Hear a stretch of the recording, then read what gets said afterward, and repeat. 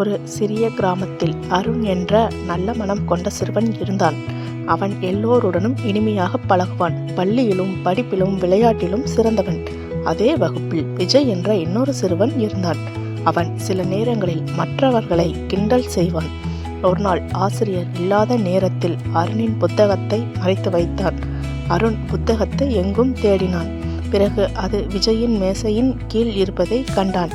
எல்லோரும் பார்த்து கொண்டிருந்தார்கள். அருண் கோபப்படலாம், ஆசிரியரிடம் சொல்லலாம்.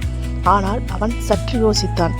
அடுத்த நாள் விஜய் பாடத்தில் சிக்கி தவித்துக் கொண்டிருந்தான். அவனுக்கு ஒரு கேள்வி புரியவில்லை. மற்றவர்கள் சிரித்தார்கள். அப்போது அருண் அவன் பக்கம் சென்று, விஜய், நான் உனக்கு உதவி செய்கிறேன் என்று மெதுவாக சொன்னான். விஜய் ஆச்சரியப்பட்டான். நான் உன்னை நேற்று தொந்தரவு செய்தேனே, நீ எனக்கு ஏன் உதவி செய்கிறாய் என்று கேட்டான்.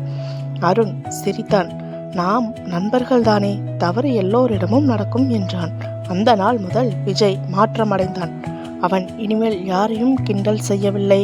அருணிடம் மன்னிப்பு கேட்டான். இருவரும் நல்ல நண்பர்களாகி விட்டார்கள்.